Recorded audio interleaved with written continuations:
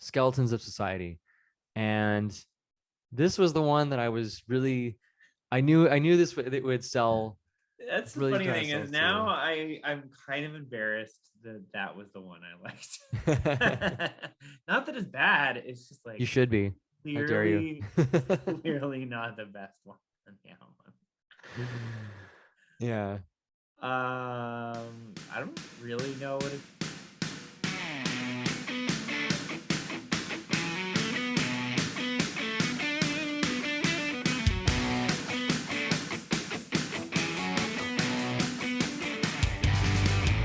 Okay. All right. We are back in business again for the boys review. Big one. We got a big one here. This is a big one. This is a. I'm glad we're doing this because this is a personal favorite of mine. We are doing. I got it right here actually. Oh, I should have Seasons. brought mine out. Oh man. Seasons in the Abyss by Yes. The one and Slayer. only. Yeah.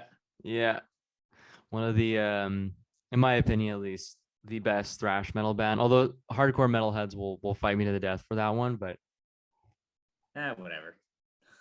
whatever. That's a discussion for another video. We gotta we gotta get right into this one because there's a lot to cover. But basically, where do we start with the origins of this album? I guess I'll go first.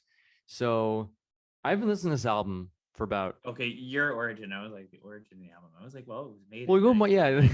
1990. But yeah, no, good call. That's a good idea. I like that better. Yeah, let's I hear kind of it. like it too. You have your own personal story with the album, and then you get in the credentials of the album, like why, Yeah. like how well it sold and like what its legacy is.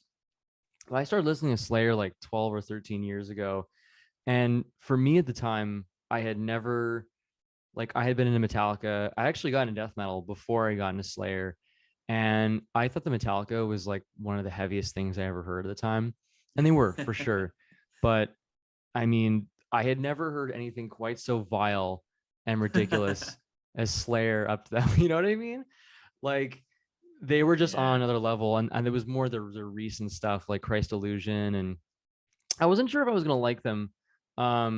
But I first heard of War Ensemble off the Guitar Hero Metallica soundtrack, and I got into this album, Season of the Abyss, like a little bit later. Um, and at first, like I wasn't terribly blown away because I don't know about how you feel about the production, but I find it kind of tinny sounding, and For seasons. yeah, at first I didn't like it. Uh yeah. I mean, it's still better than like. Yeah, it's not the best production ever. You're right. I I feel mean, like I'm gonna be it's honest. I don't most Slayer. Maybe honestly, maybe the new albums actually have the best they production. do for sure, for sure, for sure. Yeah, that's fair. I think it's still better than like some of the other earlier ones for sure. No, But for sure. Well, their first album, the like Show No very Mercy, the bad. Oh, production that one's was so bad. was so bad. They had to overdub Dave's cymbals, which is Anywho, hilarious. yeah. And then Hell Awaits sounds brutal. Rain and Blood sounds great because it's Rick Rubin, but at first I wasn't blown away by the production. Also, it was just in comparison to like Metallica and Megadeth, who had really clean sounds, Yeah. and obviously Metallica being the bigger band, like the Black Album sounds flawless. But I gave it a listen, and I already knew that War Ensemble was a classic, so I liked War Ensemble. Again, didn't really notice anything right away, but I think I started picking up on like Blood Red at one point.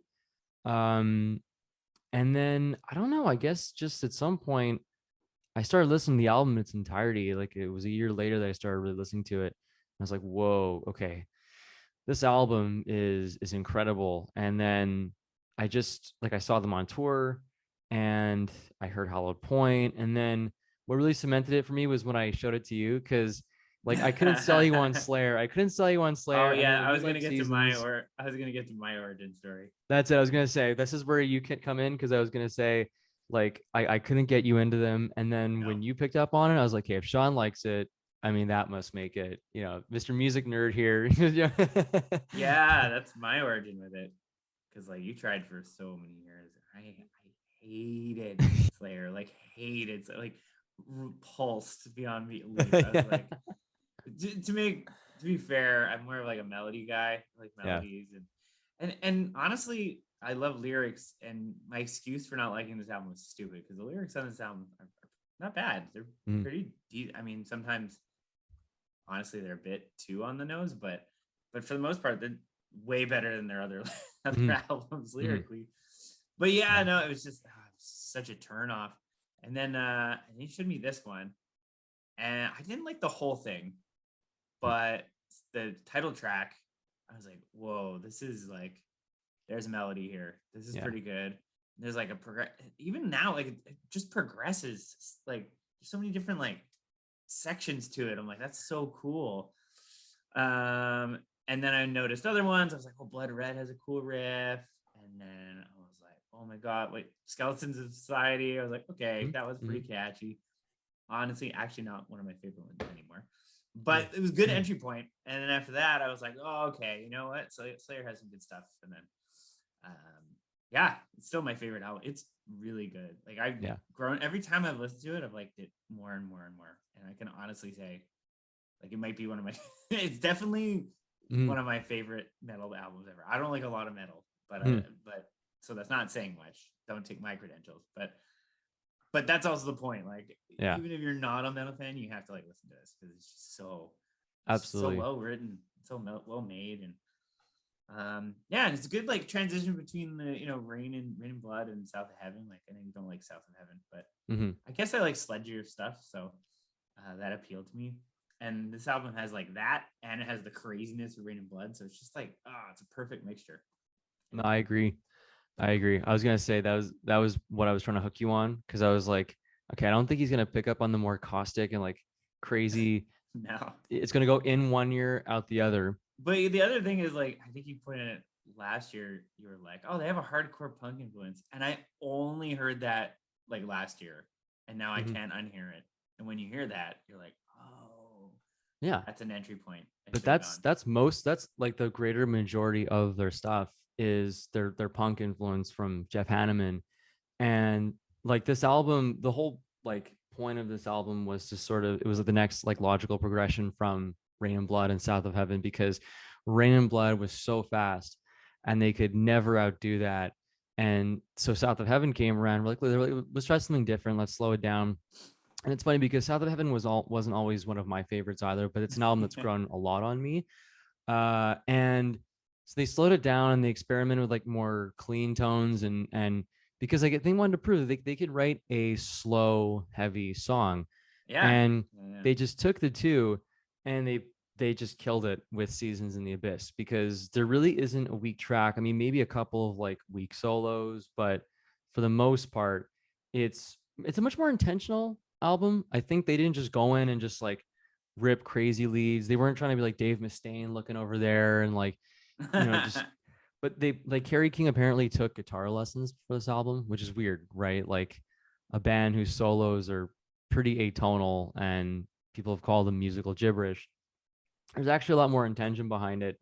And like you said, it's just, I think, see, I have to agree with a lot of hardcore fans that I think Rain and Blood is probably their best selling and like their best album for thrash heads.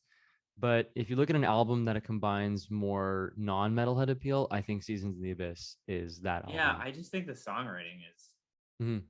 I don't know, but objectively their best. Hmm. Like, but I see Rain and Blood is more like the energy. The energy is just so like, there's nothing like that. I Yeah. agree. Like, I honestly don't think I prefer Seasons, Yeah. but I can see why someone would say Rain and Blood would be the best, because like in terms of like originality, there's really not many other albums that's No. like, it still sounds insane Yeah. today. It was made in Yeah. 1980. So it's pretty crazy. Because no one could combine that kind of like, they took hardcore punk and thrash, and like no one's been able to really do that. Everyone's tried and kind of failed, but like they can never outdo Rain and Blood. So that's what I was gonna get you on with season. That's how I hooked you with Season of Abyss. I was like, wait a second, Sean, hear me out here. All right, there is a slower number on here. Okay, there's an acoustic or there's a clean tone part, Just like no and acoustic. wait until you hear the lyrics, because the lyrics and songwriting are really really interesting in this album. Yeah, Uh, they're more feel. They have more like, I yeah, don't know.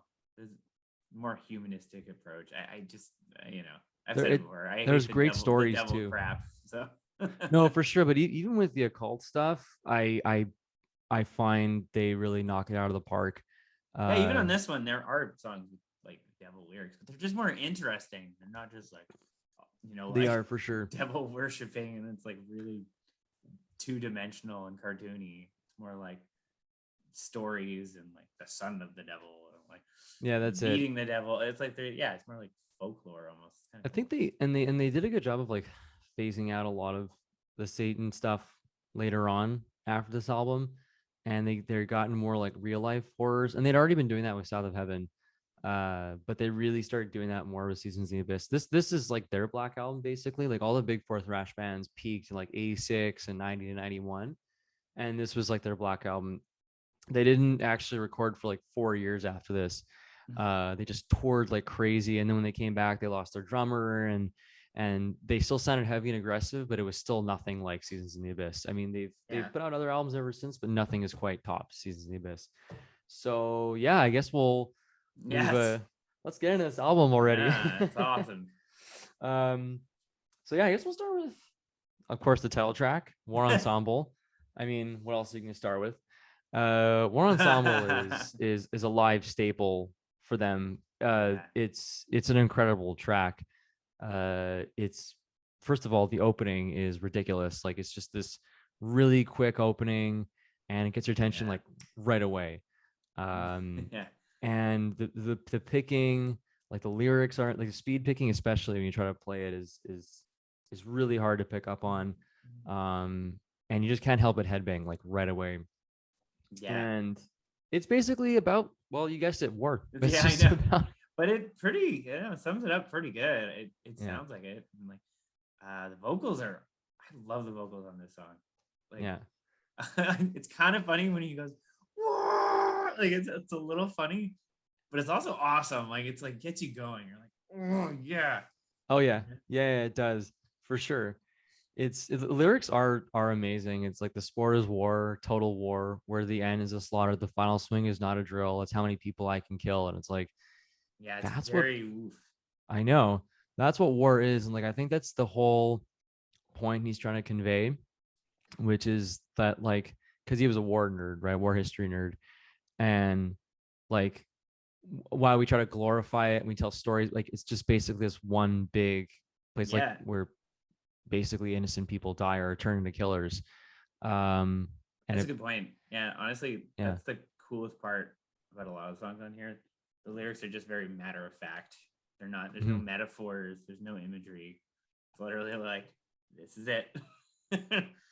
yeah, it's really really, and like you said, it sounds like war. Apparently, the like this came out around the time of the Gulf War, and apparently they were using it to like psych up troops, which is pretty crazy. He talks about like war strategy in Yeah. it, and it's a phenomenal song. It's one of Slayer's best songs, hands down. And absolutely. one of the coolest parts of that song is Kerry King's bizarre, demented six strings. You don't really understand what he's doing until you see it live, but he's basically taking the sixth string and he's tapping on it and he's like alternating fingers. And like a lot of people aren't a fan of his soloing style. I love it for my own reasons, but that's pretty much it with War Ensemble. And when it ends, it just ends. Like it just goes dun, dun, dun, it just, and then it's just done. That's the cool part. Is like, yeah, I know Rain and Blood does that too. Like all the songs just kind of go into one another, but it does that on this one too. They're less like frantic, but they just go boom, and then like right into the next one. Yeah. Yeah, that's Blood Red. Come on. Oh, they're going on a Blood Red here. Blood Red is what a riff. Oh man, Blood Red is like my personal favorite, one of my favorite Slayer songs. It actually took a while to grow on me because again, it's in their live set list, but it is, a lot of people might look at Slayer and go, they're not a catchy band, but this song is so catchy. Really, it is, and mostly it's the riff though. oddly, It's like and the harmonies come in, and even the way it Yeah. begins, like he gets kind of psyched up, and it's I think it's from it's yeah, it's like the Sieging from Yeah, War even what are Ensemble. those chords? They're like like they're really weird. They're like a minor chord. They play a lot of those. They're kind of like minor chords and stuff, very like sludgy. Oh, but they're like Um, more down tuned ish. yeah, I get like yeah. everything is like a half step down with Slayer. Well, yeah, I So figure. the whole album is like a half step down, and I didn't know what it was about for the longest time, but it's about the Tiananmen Square massacres, Oh, right. which is really weird for something like Slayer to cover, because well, I mean, for the first time, it sounds like they're condemning evil, because usually they just sort of tell you what it is and like just to see if you'll get Yeah, offended, but you shouldn't be offended by them. The whole point is like they should be yeah, offended by each other, for yeah. what I think most of the time they're kind of taking the point of view of someone else. I don't that's get it. the yeah. They kind of take like well, we'll get to another track where they do Yeah, but that. this song, what the highlights for me are obviously the main riff. It's oddly, again, it's like it's Slayer being oddly upbeat, you know? It is a Like little bit like if it wasn't down tuned, it would be like be almost ACDC ish a it little bit. is, because of the pace of it. It's not super fast, but it's just fast enough that it gets your attention. Oh my god, it's true. If you if you didn't down tune it, it would be like classic rock. It'd It would be be. Yeah. Yeah. like That's what I love about it. It's got this like mainstream. It could be on like Shom. I mean, if it was like yeah, it uptuned a little really bit. could. It could be like sheepdogs or the Yeah. Allman Brothers. It's because it's not like your typical just crazy chugging and riffs. Yeah, it's Like got a swing to it. That's why. there's got a swing to it, and like I said, it's upbeat. It's the kind of song that you could listen to when you're going on a run or you're going doing groceries, whatever.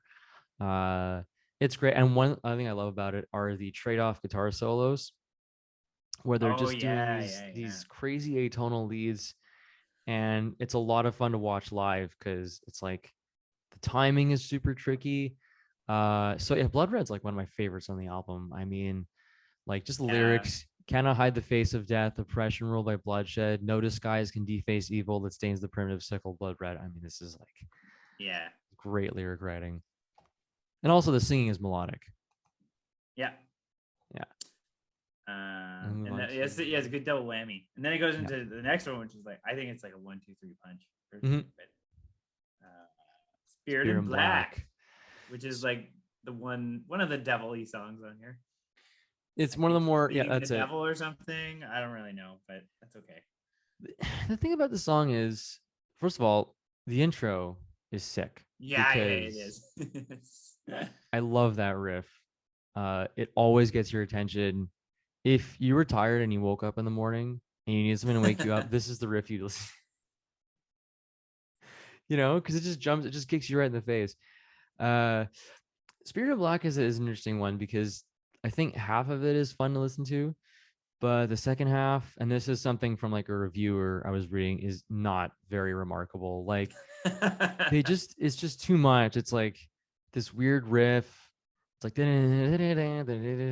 it's true. It does it's kind kind of of lose it. boring. It does lose the plot a little by It's the it's third. the part where he goes, afterlife confessions, tell me who you used to be. It's like, oh, it's so cringe. Living nightmare, can't you see? You really have no choice. Fading memories haunt you. Listen clearly to my voice.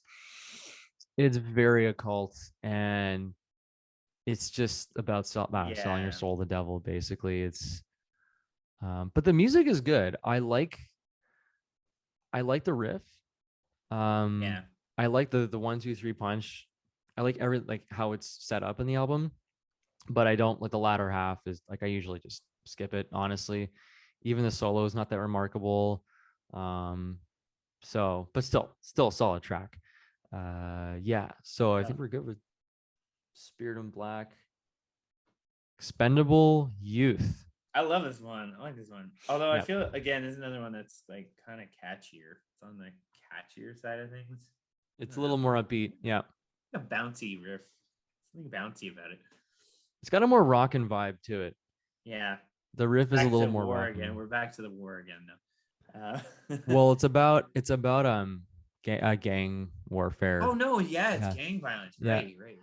because Tom Araya, because they're all from LA, and like I think he wanted to write a song about gang warfare in LA, and so That's he's something you don't hear from Slayer every day. no, it's a different subject for them for sure. Like this is up there with like their song about an alien abduction. Oh This yeah. is like the lyrics "Gun down cold on a Didn't he raw have deal, one? home turf, my battlefield." Yeah. Yeah, it's definitely about gun violence. No, sorry, it's about uh youth, gang warfare. Mm. It's pretty good. My only criticism are the solos. Uh they're just very see everyone knows if you're listening to this review, you know that like Slayer solos are just kind of musical gibberish for the most part. But they're doing it on purpose, it goes with the music. The solos on here are just very Yeah. just a lot of whammy bar. Yeah. Sometimes they this is what I call a little bit of ACDC syndrome. They Hmm. just put a solo in there to put a solo in there. Yeah. And it's like, guys, you don't have to do it every time. Like it kind of diminishes. Well, You for know? sure.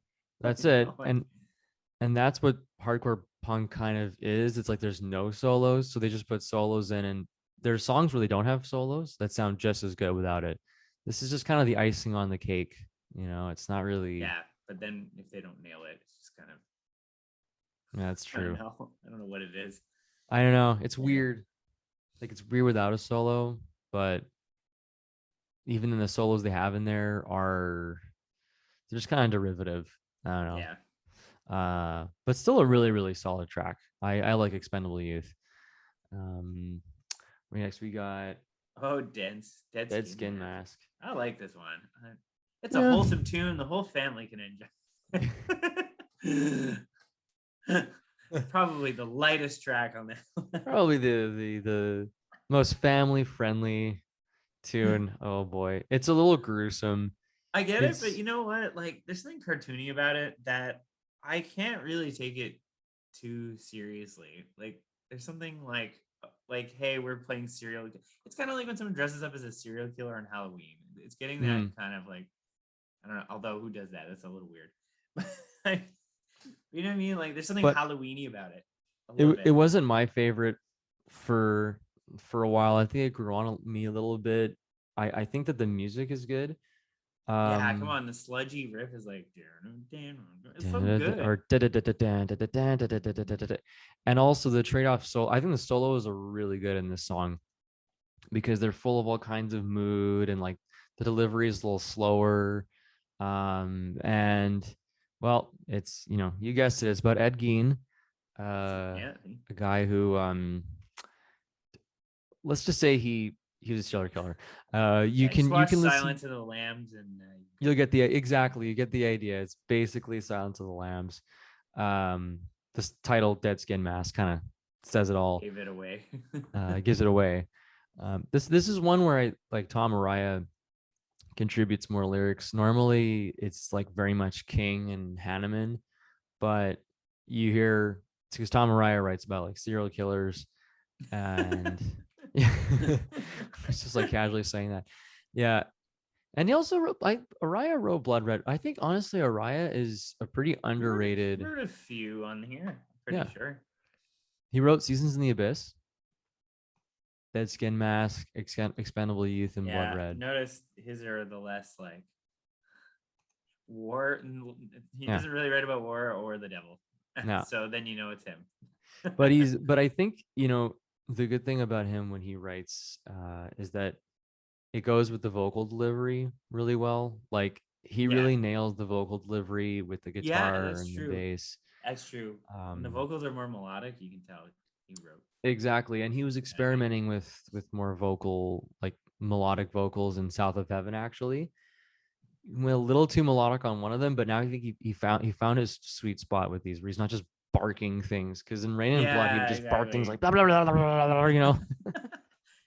Yeah, he's great, but he doesn't have like the biggest range. So Yeah, he's like found his sweet spot. exactly. He knows how to slow things down and stuff. And That's what's good about this song. I like the solos. It's the ending of it that's so cringe. Yeah, I Uh, mean the Mr. Geen, let me out of here. That's kind of like, I know it's a bit much. And there's even a reviewer who it's a mentioned that little he was like, explicit. ugh, it's cringe. Yeah, it I don't know if it crosses a line.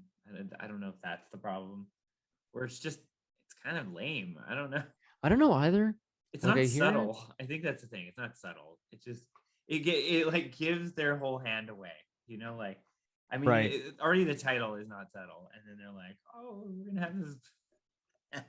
We're gonna have someone have a voiceover. Please let me out of here." Like we get it. It's about a serial killer. You don't have to I know, literally and over especially the because N-word.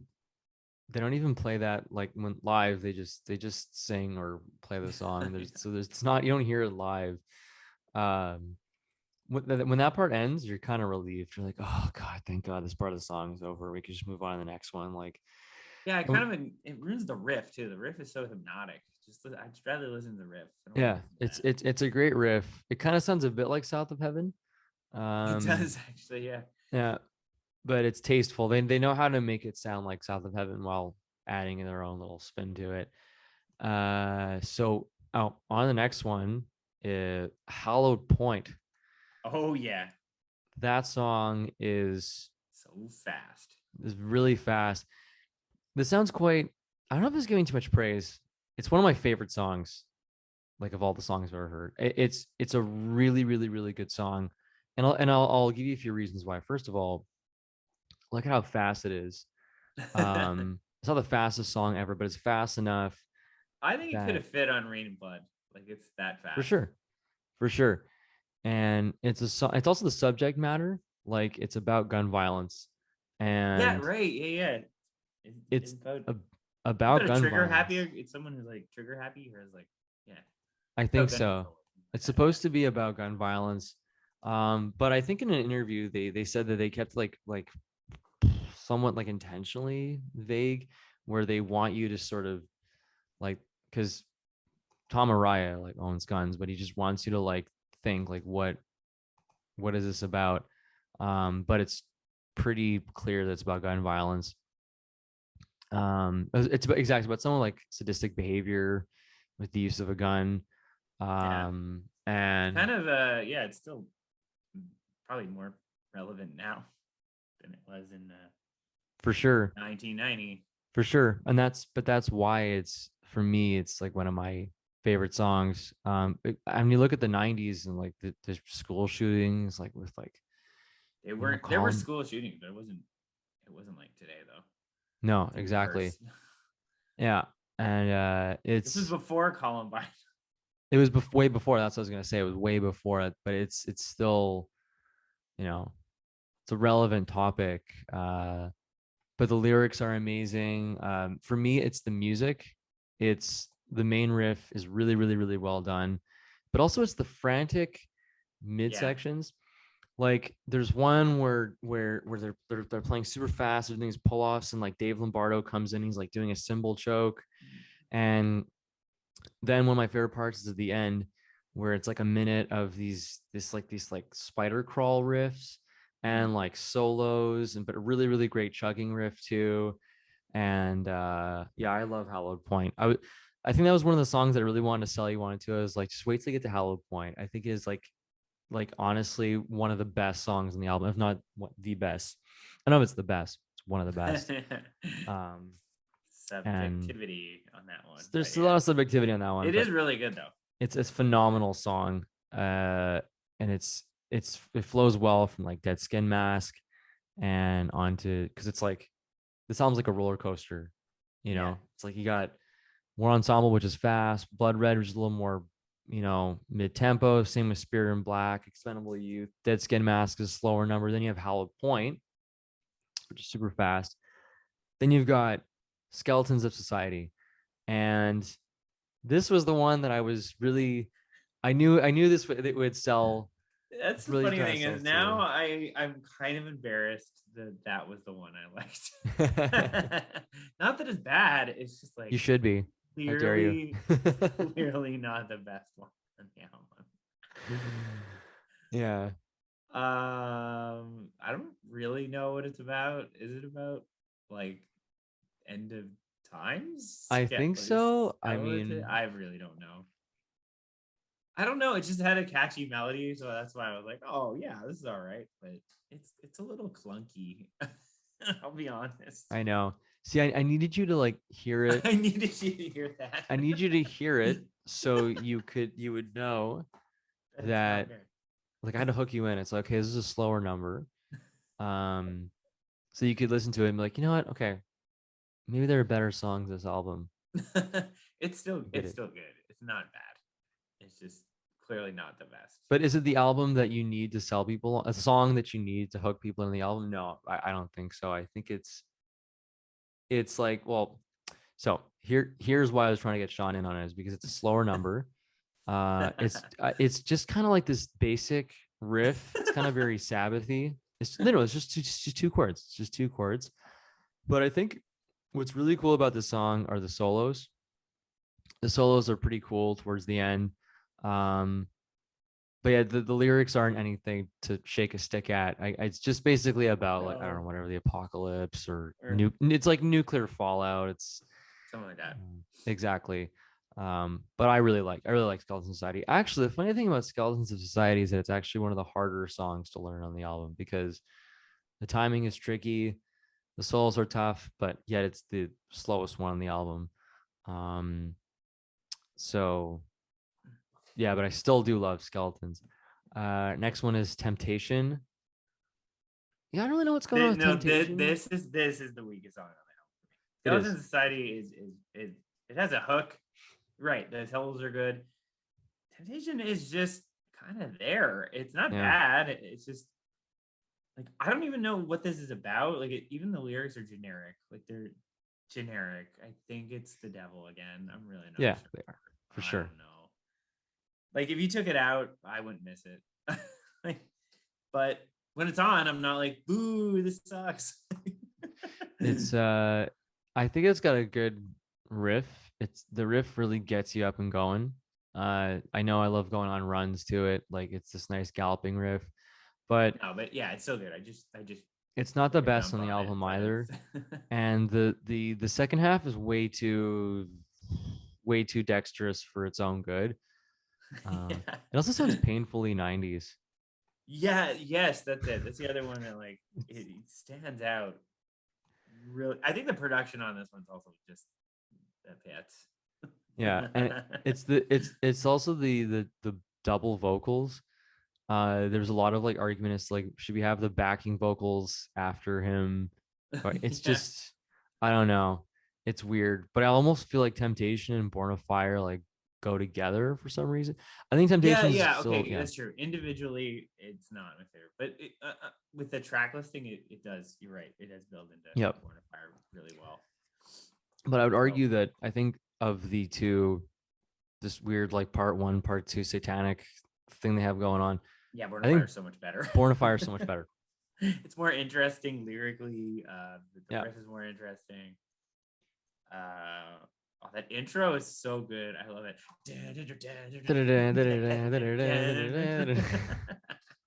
Okay, no, I said Skeleton Society was one of the hardest in the album. Born of Fire is harder because you're like, if for those of you guys who's listening like play guitar, it's really fast and you're pulling off from your pinky. You have to play with your pinky, your Oh, middle, yeah. and your index finger, and you're just changing. It's just and you start. It's a song where you start on your pinky finger and you have to go really fast. Like, how many people are that dexterous and fast with their pinky finger? I I am mean, not. I'm like, I almost never use it when I play guitar. I'm just like the no, worst. exactly. You have to be really fast with those. But it's actually it went under the name of Stress apparently because it was so hard to finish. It's It sounds stressful. it for sure. It sounds like they're trying to crank it out towards the end. They're like, "Come on, guys, let's get the last riff in there." But it's a great song. I love Born of Fire, and I love the ending especially the part where he goes like, "All things dead must rise again." Yeah. When like dun, dun, dun, dun, dun, dun, dun, dun, dun, dun, dun, dun, dun, dun, dun. Yeah. I like the drum beat there because it kind of sounds classic rock. It kind of sounds like Yeah, it does. AC/DC. it kind of like breaks it down. Exactly. It sounds like Let There Be Rock. And Yeah, yeah, yeah. solos are great. Yeah, Born of Fire, definitely the better of the two. Yeah. And then we get to the title track. Yeah. Sean, I'm gonna let you gotta start with Seasons of the Abyss. You tell me what you think about Seasons of the Abyss, because it's on the Yeah. gut I you in mean, a Slayer, right? I feel like that's such a like a newbie thing to say. Like, oh, Season of the Abyss is so great. It's like saying Stairway to Heaven is the greatest classic rock song ever made. But you know what? Screw it. Season of the Abyss is great. It's a great metal song. It's classic. Yeah. I have no qualms in saying that. I don't want to be the person who says that's like the best Slayer song because that's embarrassing. Like I feel like Slayer fans would be like, no, it's not No, fast it's enough. not. It's not thrashy enough. It's not But come Angel of on, Death. it's so well written. It's so It good. is. It's like I know. I'm not saying it's prog. It's not that, but like it builds and there's like it's like a story. There's like a story Yeah. in this song.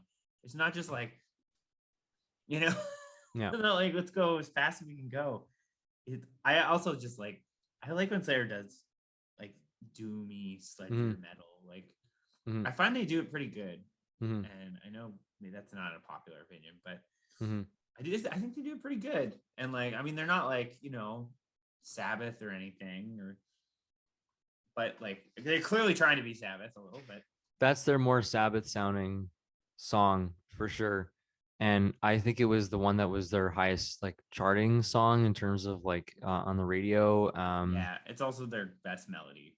I'm gonna Yeah. call it like it's their best. It's easily the best melody they ever wrote. Like that's not. I don't think that. I think that's an No, for sure. fact because they don't really write melodies. They don't write melodies. Yeah, It is very melodic. And like if I was listening to it today and I was thinking, you know, if I wasn't a Slayer fan, what song would make me appreciate how good they were? Like if I wouldn't give them like yeah, like exactly. a second thought, I think it would be Seasons in the Abyss. Yeah, you have to listen to it. Like it's so good. Like come on. It's just an objectively well written song. It's got a nice build up. It's got a great solo. Well, the two solos in it. I like Hanneman's solo better. I find King's solo, the second solo is just no, the first solo, sorry, King's first solo is just kind of boring. Overkill. It's a bit of overkill. But Hanneman's solo is perfect. There's lots of emotion in it. And obviously the part where it just like I think when Hanneman it's for me, it's part when Jeff's solo ends and then they move back into the verse like dun dun dun dun dun dun dun dun dun dun dun dun dun dun dun dun dun dun dun. It's like you think the song is over, but then they're like, no, it's not over yet. I know, I love that. I love that part. That's my favorite part of it. It's like they're playing with you. It's like soft. Yeah. It's like you think it's ending like right there, but no, it stops and then it comes back in. It gives me goosebumps. And also, I mean, it is one of the best ways to close the album. Like, you know, the whole album's like kind of an adventure. Yeah, but Born of Fire into Seasons of the Abyss is such a good transition. Come on, it's going like breakneck speed and then it goes down. Yep. Down. Like, come on. Absolutely, just it ends. Else they could have gone like, and if they ended on Born of Fire, it'd be kind of like, I don't know, a little anticlimactic. It'd be like, oh, okay. Like they know how to end an album. They did it with Rain and Blood. You know, they didn't end it with the track before Rain and Blood. You know, no, exactly. Rain and Blood. Yeah. No, they really do. I will admit they know how to end it, and that's a hell of an ending. It's got a nice build up, but also it's really cool to hear live because of the clean part. Even the clean part is really well done. It got them in with MTV too because they put out a video of them at the pyramids in Egypt. The Pyramid of Giza? Yeah. Giza? Yeah. The Pyramid of Giza. And I think the song is supposed to be about I think it's about Egyptian mythology. I think it's about like the mummification. People were mummified alive or something. And I think they spent seasons like in the abyss. That's what I've heard apparently. That's could be wrong, but I'm pretty sure that's what it's about. I mean, even when you look at the cover doesn't really give away anything. Does this look like they're being mummified? I don't know. A little bit. Yeah, a little bit. Yeah, a little bit. I mean, it's a pretty funny album cover, honestly. Like, Yeah, that skull's a little goofy. I know it was called a Like, culinary goof. It is it really looks like goofy. it looks like a child drew it. I know. Like, I love Slayer, but this is the stupidest cover ever. Like, I never it's noticed how bad that is. they're not like a lot of their covers are pretty lame. But they're, you believe what you believe that they're Slayer. When you look at this, you're like, it feels like a kid made this. Like with this head is Is dropping this like something skulls. that you show to the like guidance counselor to say like Timmy is might be a psychopath? Yeah. Yeah. He drew Look at what this. little Timmy He, drew. he drew this in I think you have to call his kindergarten parents. today. You have to call his parents. Yeah. So yeah, I mean that's it. I mean it's honestly not a long album. No, it's a brisk 42 minutes, and It's honestly, 42 it's minutes. cool. It's like I don't say it's a concept album, but there's something kind of conceptual about it. It's like Yeah. they've talked about like evil in a metaphysical way, Hmm. but now they're doing like, and even like Rain and Blood, there was historical as well, but now it's like this is a more human Hmm. evil. This is like you think what we were talking about before was evil. Well, you haven't heard anything. Wait till we like tell you actual real things that happened. Yeah. And they're all just as evil, if not more so, even more disturbing than what we were talking about before. Because Yeah. yeah, every song is based on reality. It's crazy. Yeah, I for mean, sure. except for the ones where they meet the devil and the devil child, like that's not reality. But Well, I it's find it the interesting that they're on the album. It's like a cool juxtaposition because they almost seem quaint in comparison to the other songs that are based on real life. Like the Ed Gein sounds way scarier than the devil in this album. So, and I think that was intentional. I'm not sure, but I think so. Yeah. I mean I think so. I mean well this album, I think it was them again just trying to combine their slow stuff with their fast stuff, and I think that they Gotcha. really succeeded with that. It gave them a good template because again they knew they could never top Rain and Blood, and also the time period. I mean that it came out in, like, Rain and Blood was 86, South of Heaven was Yeah. 88. This is 90. Because like this is what many people consider like their last good album, which I have to I disagree. mean, not, But yeah, I wouldn't they've say never that. really, like, anything they put out after that, they've never really topped, but they still have some great uh songs. Because like after that they kind of got older and they kind of some of like they got kids or they got married or they just sort of they never stopped being heavy. Slayer never sold out or became like Metallica No, or no, no. whatever. Uh and they never gave into the whole grunge movement. They stayed strictly Slayer. But nothing they did after that They really gave came in as to the new metal movement a little, but that's for they another day. that's for another day. They also tried to do a punk covers album and I it mean, was okay, that's bad, but at least that's like on brand a little. Like it is for sure, for they sure. have their influences, so It's true. They didn't sell out. No, it's true. I wouldn't that wasn't committing a crime at all. Like they did a pretty good job of covering most of those punk songs. And it wasn't like they were covering pop punk. Because if they did, I'd be like, okay, well. they covered like teenage dirtbag. Can you imagine Tom Araya covering Weedas? You teenage dirtbag. But yeah, I think you got a point. It's probably their last iconic album. Mm-hmm. Mm-hmm. But yeah, they're just I don't believe any band really. There's no band I can think of where they just have one. Well, there's a few. Probably Mm-hmm. they broke up after it. But Mm-hmm. like if you keep making albums, there's for sure some good stuff on there.